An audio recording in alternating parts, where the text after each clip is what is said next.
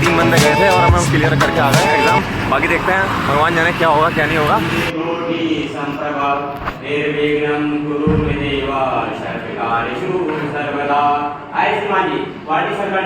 आपका हार्दिक अभिनंदन करती है।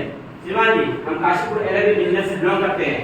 श्रीमान जी, हमारी company ISO 9001, ISO 14001, ISO 45,000 certified है। श्रीमान जी, हमारी कंपनी काशीपुर में 2010 में स्थापित हुई थी। श्रीमान जी, क्या हमारी कंपनी के प्रोडक्ट्स हैं? फ्रंट लिफ्ट जिसका सामने से लाइटिंग किया गया है, बैक लिफ्ट जिसका पीछे से लाइटिंग किया गया है, एंड स्टैटिक कवर जो कि दरबार बनाने का काम आता है। श्रीमान जी, यह हमारी कंपनी का अचीवमेंट है। हमारी कंपनी 2011 में हैदराबाद चैप्टर से एक्सीलेंट विनर रही। उसके बाद हमारी कंपनी 2014 में पुणे चैप्टर से एक्सीलेंट विनर रही है और उसके बाद एक बार फिर हमारी कंपनी 2016 में रायपुर चैप्टर से बार एक्सीलेंट विनर रही है। आइए श्रीमान जी, मैं आपको अपनी टीम से अवगत कराता हूँ। हमारे team leader mister Pankaj Singh, deputy leader मैं पंकज कुमार, टीम मेंबर मनीष मल्होत्रा, असद अली और राहुल पांडे। हमारे facilitator mister Rajram sir, coordinator mister Ankit sir है। हमारी टीम का मीटिंग वेन्यू कॉन्फ्रेंस हॉल है। हमारे मंगलवार को 3 से 4 बजे तक मीटिंग करते हैं। इसका अटेंडेंस 90% है। यह प्रोजेक्ट हमने मार्च 2023 से अगस्त 2023 तक रखा है। श्रीमान जी, इन 12 स्टेपों द्वारा हम अपनी प्रॉब्लम को सॉल्व करेंगे। Step first, identification of problem. श्रीमान जी, हमारी टीम में मिलकर शॉप फ्लोर के कोने-कोने में जाकर 62 प्रॉब्लम्स आइडेंटिफाई किए जो इस प्रकार से हैं। Step 2, selection of problem. श्रीमान जी, सभी प्रॉब्लम को हमने 3 भागों में कैटेगराइज किया है, A, B, C। A type की प्रॉब्लम है और है जिन्हें हम खुद सॉल्व करते हैं। B टाइप की प्रॉब्लम है और है जिन्हें हम अदर डिपार्टमेंट की मदद से सॉल्व करते हैं। C टाइप की प्रॉब्लम है और है जिन्हें हम मैनेजमेंट की मदद से सॉल्व करते हैं। A टाइप की 23, B टाइप की 23, C टाइप की 16 प्रॉब्लम निकल कर आई हैं। पहले हम A टाइप की प्रॉब्लम को सॉल्व करेंगे। श्रीमान जी, हमारी टीम में मिलकर A टाइप की सभी समस्याओं को रैंकिंग करने के लिए एक क्राइटेरिया डिसाइड किया है जो इस प्रकार से है। श्रीमान जी, हमारी टीम में मिलकर A टाइप की 23 प्रॉब्लम्स को इंपोर्टेंट, मोस्ट इंपोर्टेंट और लीस्ट इंपोर्टेंट में कैटेगराइज किया है जो इस प्रकार से है। श्रीमान जी, हमारी मोस्ट इंपोर्टेंट 3 प्रॉब्लम निकल के आई, इंपोर्टेंट 9 और लीस्ट इंपोर्टेंट 11 प्रॉब्लम निकल के आई जो इस प्रकार से है। श्रीमान जी, हमने सितंबर 2022 से फरवरी 2023 तक इन 3 मोस्ट इंपोर्टेंट प्रॉब्लम का हिस्सा लेने का टारगेट किया और हमने पाया कि सर वीडियो बेस्ड प्रेजेंटेशन ज्यादा हो रहा था, जिसका परसेंट 2.5% का, सीक्रेट रेजल्ट 3.5% का, नॉन यूएक्स प्रेजेंटेशन 0.46%। श्रीमान जी, इनपुट का आउटपुट का डाटा लेने के लिए कैलेंडर माइंड बुक्स है, इनपुट का डाटा मिक्सर लॉग बुक्स है और स्क्रैप का डाटा बीसीआई से इकट्ठा किया। इसी डाटा को हमने बार बार के द्वारा दिखाने का प्रयास किया है जो कि इस बात से श्रीमान जी, इसी डाटा को आपने सर्वे के माध्यम से देखा तो हमें दिखाई दिया यूजर बेस्ड प्रेजेंटेशन ज्यादा होता था और यही से हमने थीम डिसाइड की, रिड्यूस वीडियो बेस्ड प्रेजेंटेशन। आप उसमें पीवीसी का प्लान मैनुअल करना पड़ता था। हम पीवीसी का मैनुअल लेके उसे प्लान की माइनस करके पीवीसी करते श्रीमान जी, पहले हम पे लिखते थे करते थे मैनुअल लिखते थे, तो हम प्लानिंग का मैनुअल भेज के माइनस करके हमें प्लान देते थे। इन्होंने ये चीज़ तो बोला है। श्रीमान जी, हमारी प्रोसेस का प्रोसेस फ्लो डायग्राम है। सबसे पहले हम रॉ मटेरियल को नीचे साइड ऑफ टैंक में भर देते हैं। उसके बाद हम मटेरियल को वैक्यूम की सहायता से ऊपर वेट टैंकों में ले लेते हैं। उसके बाद मटेरियल को डेंसिटी के हिसाब से वेट स्केल में ले लेते हैं। फिर मटेरियल को मिक्सर में डिस्चार्ज कर दिया जाता है। जहां पर मटेरियल पूरी तरीके से मिक्स होने के बाद हम उसे वेंडरी में डिस्चार्ज करते हैं। वेंडरी में 2 रोटर लगे होते हैं, एक क्लॉकवाइज एक एंटी क्लॉकवाइज घूमता है। मटेरियल को पूरी तरीके से पकाने के बाद हम उसे रोल मिल में डिस्चार्ज कर देते हैं और प्लांट की फ्यूल निकालने के लिए एग्जॉस्ट ब्लोअर भी लगाया हुआ है। मटेरियल रोल मिल में आने के बाद उसे कन्वेयर की सहायता से स्टेनर में डाला जाता है, जहां पर वो फिल्टर होने के बाद फिर कन्वेयर की सहायता से रोल मिल बी में जाता है और रोल मिल बी से कन्वेयर की सहायता से main heating roll 1 number 2 number के बीच में गिरता है और हीटिंग रोल 3 नंबर 4 नंबर टेको एम्बोसिंग पूरी बिना गेट से होता हुआ बाइंडर पर हमारा रोल तैयार हो जाता है। श्रीमान जी, ये हमारे कैलेंडर मशीन का प्रोसेस फ्लो चार्ट है जिसे हमने इमेज के माध्यम से दिखाने का प्रयास किया है। श्रीमान जी, यह हमारे लेमिनेशन का प्रोसेस फ्लो चार्ट है। इसमें पीवीसी, टॉप पीवीसी और बॉटम पीवीसी के बीच में जब तक हीटिंग रोल से लेमिनेट होकर एक्यूमुलेटर से होते हुए बाइंडर पर रोल हमारा तैयार हो जाता है। श्रीमान जी, यह हमारे लेमिनेशन का प्रोसेस फ्लो चार्ट है जिसे हमने इमेज के माध्यम से दिखाने का प्रयास किया है। श्रीमान जी, वीडियो बेस्ड प्रेजेंटेशन जो परसेंट 2.5% थी, हमने मैनेजमेंट से डिस्कस किया तो उन्होंने टारगेट दिया कि हमें अगस्त 2023 तक 1.3% करना है और यही से हमारा टारगेट डिसाइड होता है। श्रीमान जी, लेमिनेशन डिपार्टमेंट जो हमारा इंटरनल कस्टमर है और हमारा ये दायित्व होता है कि हम उनसे उद्देश्यों का मान प्रोवाइड करें और उन कारणों को दूर करें जिससे यूजर बेस्ड प्रेजेंटेशन ज्यादा हो रहा था। Step 4, analysis of problem. श्रीमान जी, हमारी टीम ने मिलकर शॉप फ्लोर के कोने कोने में जाकर गेमवाक किया और एक बीच जो निकलना निकल कर आए उसमें हमने सुधार किया। प्रॉब्लम क्या है? रिवीजन उसके ज्यादा जनरेट हो रहा था। प्रॉब्लम कहाँ पर आ रही है? ये हमारे बाइंडर पर जनरेट होती है। ये प्रॉब्लम कब आती है? जब प्रॉब्लम में फिनिशिंग बनाते हैं। इस प्रॉब्लम का जिम्मेदार कौन है? सिर्फ ऑपरेटर एंड प्रोसेस।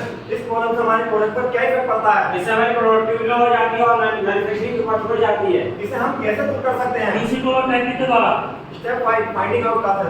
श्रीमान जी, हमारी टीम ने मिलकर कॉज एंड इफेक्ट डायग्राम के तहत ये देखने का प्रयास किया है कि हमारे ऐसे कौन कौन से कारण हैं जो हमारे प्रॉब्लम को इफेक्ट कर रहे हैं। जैसे कि हम यहाँ देख पा रहे हैं कि मशीन मैन मेटल मटेरियल, तो हम यहाँ मशीन में देखेंगे कि हमारा गेज वेरिएशन आ रहा था। हमारा गेज वेरिएशन क्यों आ रहा था? क्योंकि मेटल शॉर्टेज था। हमारा मेटल शॉर्टेज क्यों आ रहा था? क्योंकि लाइन स्लो थी। हमारा लाइन स्लो क्यों थी? क्योंकि करंट वाला बैक यूनिफॉर्म में नहीं था। उसी प्रकार हमने देखा कि हमारा बाइंडर कटर काम नहीं कर रहा था। हमारा बाइंडर कटर काम क्यों नहीं कर रहा था? क्योंकि इसमें अनियमित सिग्नल आ रही थी। और अनियमित सिग्नल क्यों आ रही थी? क्योंकि एक साइड की बाइंडिंग टाइट थी। श्रीमान जी, सभी कांडों को हमने दो भागों में डिफाइन किया है, ट्रांसपोज, एसेंडिंग कोड। ट्रांसपोज को होते हैं जिन पर हम कोई सुधार नहीं कर सकते, एसेंडिंग कोड को होते हैं जिन पर सुधार कर दूर कर सकते हैं। Step 6 root cause analysis. ये जो हमारे पास असाइनमेंट कॉस्ट निकल कर आए हैं, अब उनको हमें वैलिड करना था। तो अब जब हम वैलिड करने गए तो हमने देखा कि हमारी फाइल अचानक ब्रेक हो जा रही है। ये कॉज हमारा वैलिड था। इसी प्रकार हमारा जो चिलिंग टेम्परेचर था वो अप डाउन हो रहा था, वो रिक्वायर्ड नहीं है, वो वैलिड था। इसी प्रकार का उसमें देखेंगे कि गेज वेरिएशन हो रहा था, ये हमारा एक वैलिड कॉज था। और जो मेटेरियल शॉर्टेज जो है ये भी वैलिड कॉज था। इसके साथ अगर वन साइड बाइंडिंग टाइट होती है, हमारा वैलिड कॉज है। अभी ये जो निकल कर आया हमारे 5 वैलिडेटेड जो हमने वैलिड करे, हमने 5 कॉज वैलिड को करा है। जो कि फाइल हमारी अचानक ब्रेक हो रही है, करंट बैंक हमारी यूनिफॉर्म नहीं है, कंटिन्यू फील्ड हो रहा है, गेज वेरिएशन चल रहा है और मेटेरियल शॉर्टेज हो रहा है। ट्रक बहुत बड़ा वो मंजर भी आएगा, प्यासे के पांचल का समुद्र भी आएगा, टक्कर में बैठो बल सर्किट के सदस्यों, मेहनत करने से समस्याओं का समाधान भी आएगा। Why analysis for problem 25 break हो रही थी। सिलेंडर की फाइल क्यों ब्रेक हो गई थी? सिलेंडर की बैंक ड्रॉप हो रही थी। सिलेंडर की फाइल क्यों ड्रॉप हो रही थी? क्योंकि मटेरियल हार्ड हो रहा था। मेटेरियल हार्ड क्यों हो रहा था? क्योंकि काफी सारे की क्वांटिटी होती। Y analysis for problem 2 current वाला बैंक सही नहीं था। सिलेंडर रोल का बैंक सही क्यों नहीं था? क्योंकि सॉलिड स्टेबलाइजर ज्यादा मात्रा में यूज हो रहा था। सॉलिड स्टेबलाइजर ज्यादा मात्रा में क्यों यूज कर रहे थे? मटेरियल ढीला पड़ रहा था। Why analysis for problem 3 black film में कंटिन्यू पिनोन आ रहे थे। ब्लैक फिल्म में कंटिन्यू डिलोड क्यों आ रहे थे? ब्लैक मास्टर बैच में प्रॉब्लम आ रही थी। ब्लैक मास्टर बैच में क्यों प्रॉब्लम आ रही थी? ब्लैक मार्केट में जलावा प्राप्त हो रहा था। Why analysis for problem 4 gauge variation आ रहा था। गेज वेरिएशन क्यों हो रहा था? पीवीसी कैल्शियम की मात्रा अप डाउन हो रही थी। पीवीसी की कैल्शियम मात्रा क्यों डाउन हो गई थी? पाउडर का मिक्सर बार ओपन फ्लो में प्रॉब्लम कर रहा था। उसमें क्या प्रॉब्लम आ गई थी? इसकी बैरिंग टूटी हुई थी। Y analysis for problem 5 material shortage हो रहा था। मेटेरियल शॉर्टेज क्यों हो रहा था? मैं प्रेशर से बैच डिले हो रहा था। मैच फिक्सर से डिलीट क्यों हो रहा था? लेबर वाल ओपन फ्लो में दिक्कत हो रही थी। इसके फ्लेवर बॉक्स में क्या हुआ था? लेबर मार्का एस्टिमेट नहीं दे था। इसका 7 मेटा कॉज एनालिसिस। इसी प्रकार जो हमने यहाँ पर 5 वैलिड कॉज निकाले, अब हमें उन पर काम करना था और उनकी एनालिसिस करनी थी कि हमारी पहले नंबर पे कि हमारी प्लास्टिक की क्वांटिटी कम थी, बहुत ज्यादा हम सॉलिड स्टेबलाइजर यूज कर रहे थे, ब्लैक मास्टर बैच यूज कर रहे थे, पीवीसी कैल्शियम जो डिस्चार्ज नाम था उसका बेयरिंग टूटा हुआ था और उसका फ्लेवर वाल्व सिलेंडर लीकेज था। श्रीमान जी, इन्हीं 5 वैलिड कॉल के हमने जब 6 महीने का डाटा इकट्ठा किया और उस डाटा को हमने बाहर जाकर लगाने का देखा है किस प्रकार से। जब इसी डाटा को हमने फैक्टो के माध्यम से देखा तो हमने पाया ब्लैक मास्टर बैच जो सॉलिड फॉर्म में यूज कर रहे थे उसकी वजह से 42% स्टेप होता, एसएस सॉलिड स्टेबलाइजर यूज कर रहे थे 26%, प्लास्टिक क्वांटिटी होती इसकी वजह से 23% लॉस हो रहा था। जब इन्हीं 3 पॉइंटों पे आपने कार्य करना है। Step by development of solution जो हमारे 3 कॉज अब निकल कर आए हैं, मेन वो ये पकड़े हमने कि ब्लैक मास्टर बैच यूज कर रहे हैं, बहुत ज्यादा मात्रा में सॉलिड स्टेबलाइजर यूज कर रहे हैं और हमारा प्लास्टिसाइजर की क्वांटिटी कम है। श्रीमान जी, ग्रुप कॉज नंबर 1 निकल कर आया, इस पर भी हमारी टीम ने मिलकर काम किया और इसके लिए हमारी टीम ने मिलकर ब्रेनस्टॉर्मिंग किया करा। उसका हमें ब्लैक मास्टर हमारा यूज हो रहा था। जब हमारा ब्लैक मास्टर यूज हो रहा था तो इसके लिए हमारे कई सॉल्यूशन निकल कर आए। तो क्या हम ब्लैक मास्टर को हटा दें? नहीं, ऐसा नहीं कर सकते क्योंकि हमारा कलर प्रोडक्शन रुक जाएगा। तो क्या हम ब्लैक मास्टर बेस की क्वांटिटी को रिड्यूस कर सकते हैं? हम कर सकते हैं पर इससे लाइट पास होने लगेगी। तो क्या हम ब्लैक मास्टर बेस को पेस्ट फॉर्म में यूज कर सकते हैं? हाँ, ऐसा हम कर सकते हैं। इसी प्रकार रूट कॉज नंबर 2 निकल कर आया, इसके लिए हमारी टीम ने मिलकर ब्रेनस्टॉर्मिंग किया। उसके बाद हमने देखा कि हमारा सॉलिड स्टेबलाइजर ज्यादा मात्रा में यूज हो रहा था, इसके लिए हमारे कई सारे सॉल्यूशन निकल कर आए। तो क्या हम सॉलिड स्टेबलाइजर को रोक दें? हाँ, कर सकते हैं, लेकिन हमारा फिल्म का कलर डिग्रेड हो जाएगा। तो क्या हम लिक्विड स्टेबलाइजर की क्वांटिटी को इंक्रीज कर सकते हैं? इंक्रीज कर सकते हैं पर कंपाउंड कोर्स बढ़ जाएगी। तो क्या हम सॉलिड स्टेबलाइजर की क्वांटिटी को रिड्यूस कर सकते हैं? हाँ, ऐसा हम कर सकते हैं। उसी प्रकार रूट कॉज नंबर 3 निकल कर आया, उसके लिए हमारी टीम ने मिलकर ब्रेनस्टॉर्मिंग किया। उसके बाद हमने देखा कि प्लास्टिसाइजर की क्वांटिटी लो हो रही थी। उसके बाद हमारे स्टूडेंट्स वाला सॉल्यूशन निकल कर आए। तो क्या हम फिलर की क्वांटिटी को डिक्रीज कर सकते हैं? नहीं, ऐसा नहीं कर सकते क्योंकि हमारे कंपाउंड की क्वांटिटी इंक्रीज हो जाएगी। तो क्या हम पीवीसी रेजिन को बढ़ा सकते हैं? बढ़ा सकते हैं, कंपाउंड को बहुत ज्यादा बढ़ जाएगी। तो क्या हम प्लास्टिसाइजर की क्वांटिटी को बढ़ा सकते हैं? हाँ, यह तरीका सही और आसान है। श्रीमान जी, हमारे सभी रूट कॉज के संभावित सॉल्यूशन आ चुके हैं जो इस प्रकार से हैं। श्रीमान जी, ट्रायल इंप्लीमेंटेशन के लिए एक हमने इंप्लीमेंटेशन शेड्यूल बनाया और इसका अंदर रिस्पांसिबिलिटी और टारगेट डिफाइन किया। Step 10 forcing problem with stress. श्रीमान जी, किसी भी कार्य को करने में बाधाएं उत्पन्न होती है। उन्हीं बाधाओं को दूर करने के लिए हमारी टीम ने परचेज डिपार्टमेंट से डिस्कस किया।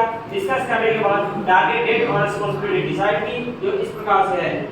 Step 10 trial implementation and check performance. श्रीमान जी, ट्रायल नंबर 1 के दौरान हम ब्लैक फिल्म बनाने के लिए पहले सॉलिड फॉर्म में मास्टर पेज का यूज करते थे। इससे हमारी फिल्म में पिन होल और डालने की प्रॉब्लम आ रही थी। उसके बाद हमने परचेज टीम से बात करके इसको पेज फॉर्म में यूज करना शुरू किया। इससे हमारी पिन होल और डालने की प्रॉब्लम खत्म हो गई है। अतः हमारी टीम ने निष्कर्ष निकाला कि हम ब्लैक सॉलिड फॉर्म की जगह पेज फॉर्म ही यूज करेंगे। श्रीमान जी, हमारी टीम ने 0.5 pH सॉलिड स्टेबलाइजर यूज किया, उससे हमें कोई इंप्रूवमेंट नहीं मिला। उसके बाद हमारी टीम ने 0.4 pH सॉलिड स्टेबलाइजर यूज किया, उससे भी हमें कोई इंप्रूवमेंट नहीं मिला। इसी प्रकार 0.3 pH सॉलिड स्टेबलाइजर, उसके बाद 0.2 pH सॉलिड स्टेबलाइजर यूज किया, उससे भी हमें कोई फायदा नहीं हुआ। उसके बाद हमारी टीम ने 0.1 pH सॉलिड स्टेबलाइजर यूज किया, हमारा प्रोडक्ट ओके हो गया। ये जो हमारा निकल कर आया था तीसरा रूट कॉज नंबर जो निकल कर आया था कि हमें उसमें प्लास्टिसाइजर की क्वांटिटी बढ़ा के चेक करनी है। उस पे हमने ऑब्जर्वेशन करा, पहले हम 0.25 का पीएसआर का ये प्लास्टिसाइजर यूज कर रहे थे तो हमें कोई उसमें इंप्रूवमेंट नहीं दिखाई दिया। उसको फिर हमने बढ़ा के 0.5 पीएसआर करा तो हमारा सा थोड़ा सा ऑब्जर्वेशन हुआ। फिर हमने कहा नहीं, इसको हम और आधा बढ़ा के देखते तो हमने 1 पीएसआर करा तो हमारे पास कोई भी प्रॉब्लम नहीं आई। Step 11 regular implementation. श्रीमान जी, हमारी टीम ने मिलकर ब्रेन शॉपिंग किया। ब्रेन शॉपिंग करने के बाद सभी ट्रायलों को रेगुलर बेसिस पर करने का निर्णय लिया। श्रीमान जी, ब्लैक मास्टर में जो सॉलिड फॉर्म में यूज कर रहे थे, उससे हमने रेगुलर वो बाद में मॉडिफिकेशन करके इसे पेज फॉर्म में यूज करना चालू कर दिया और इसके लिए हमने रेसिपी रिवाइज की, जो इस प्रकार। श्रीमान जी, हमारी टीम ने पहले सॉलिड स्टेबलाइजर ज्यादा मात्रा में यूज कर रही थी, जिसका मान 0.5 pH था। उसके बाद हमारी टीम ने रेसिपी रिवाइज करके 0.1 pH कर दिया। प्लास्टिक क्वांटिटी जो कि लो थी और जो हम पहले 20 pH यूज कर रहे थे, हमने उसको इंक्रीज करके 21 pH कर दिया और इसके लिए हमने रेसिपी रिवाइज कर दी। श्रीमान जी, reusable scrap generation before trial implementation 2.54%। Regular after trial implementation तो ये 1.36% हो गया और रेगुलर ट्रायल इंप्लीमेंटेशन के बाद अगस्त 2023 को 1.3% हो गया। लहरों से डरना होगा, पार नहीं होती, कोशिश करने वालों की कभी हार नहीं होती। इसी प्रकार श्रीमान जी, हमारा टारगेट अचीव हो गया।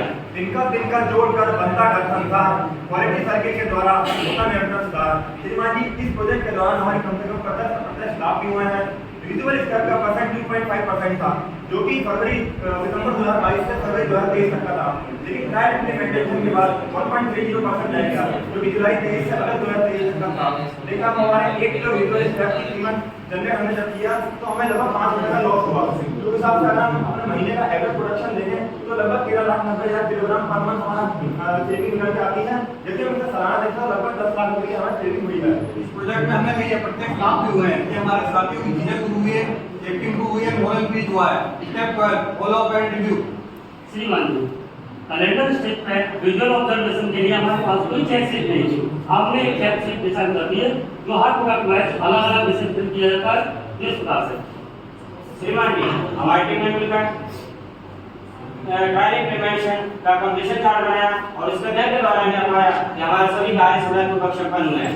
इसी प्रकार श्रीमान जी, हमारी टीम ने एक्टिविटी शेड्यूल का कंपैरेटिव कार्ड बनाया और उसके अध्ययन के दौरान यह पाया कि हमें एनालिसिस ऑफ प्रॉब्लम में 1 वीक का समय ज्यादा लगा है और ट्रायल इंप्लीमेंटेशन में 1 वीक का समय ज्यादा लगा है और रेगुलर इंप्लीमेंटेशन में 1 वीक का समय ज्यादा लगा है। QCC से उद्योग जगत में नई क्रांति आई है, समस्याओं का समाधान हुआ, विकास की गति पाई है। ऐसे मान जी, इस प्रोजेक्ट में जो टूल और टेक्निक यूज किया है वो इस प्रकार से है। इस प्रोजेक्ट में अच्छा हुआ कि QCC की रेगुलर मीटिंग हुई, टीम मेंबरों का सहयोग मिला, दूसरे डिपार्टमेंट का सहयोग मिला और हमने QCC यूज किया। श्रीमान जी, ट्रायल का बात कर रनिंग में डाटा लेने के लिए हमारी टीम ने मिलकर एक डाटा शीट तैयार करी है जो प्रकार से है। श्रीमान जी, इसको लेकर के दौरान हमारी टीम ने एक आयोजन किया था। हमारी पहले बैंक मीटिंग और नंबर 3 और 4 के बीच से ड्रॉप होती थी और ड्रॉप होने के बाद वो मटेरियल पे जाती थी और हमारी फाइल जब हो जाती तो हमारा प्रोडक्शन स्टॉप हो जाता था। अब हमने कैलेंडर 3 और 4 की प्रॉब्लम 3 और 4 के बीच में एक वुडन प्लेट लगा दिए, जिससे बैंक ड्रॉप होते ही उस प्लेट के सारे बाहर गिर जाएगी और हमारा प्रोडक्ट कंटिन्यू चलता रहेगा। श्रीमान जी, हमारा अगला प्रोजेक्ट करंट स्टेज पे नॉन यूजेबल स्क्रैप को कम करना है। दीप रातों में जला के रखिए, फूल कांटों में जला के रखिए, अपनी समस्याओं के समाधान के लिए दूसरी सरकार को बना के रखिए। धन्यवाद।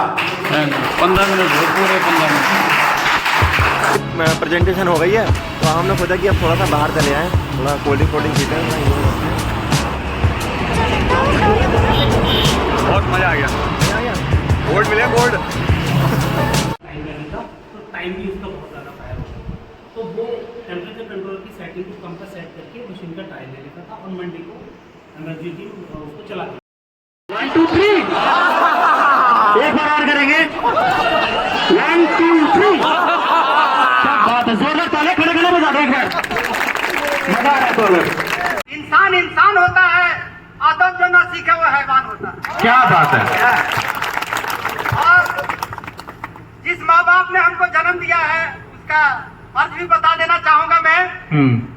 करते रहो माँ बाप की खिदमत, करते रहो माँ बाप की खिदमत, माँ बाप के है पांव तले जन्नत। क्या बात है। तैरना है तो समुंदर में तैरो, तैरना है तो समुंदर में तैरो, नदी नालों में क्या रखा है। और अभी हमारे भाई साहब ने 2 लाइनें प्यार की बताई थी, तो मेरा वो नहीं है, हर आदमी का माइंड अलग होता है, मैंने अभी बनाया है तुरंत।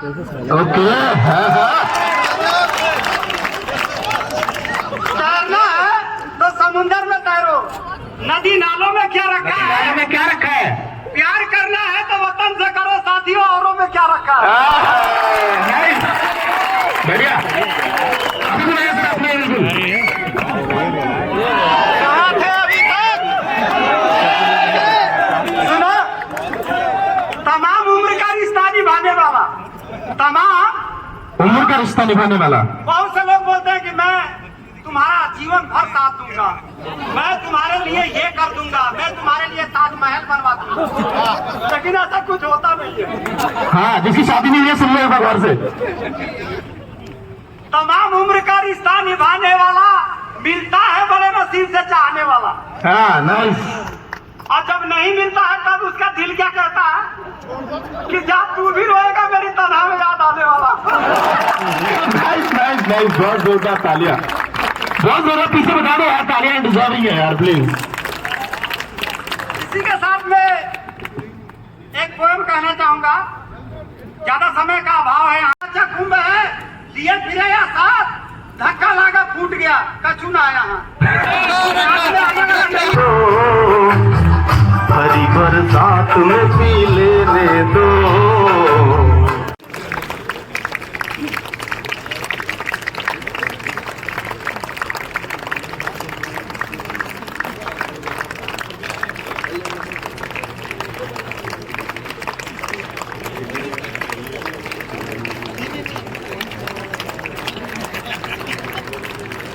संखे चक्र गदे सुचाप परिघां स्थूलम भुसुंडिम सिरः संखम संख चक्र गदा सुगे।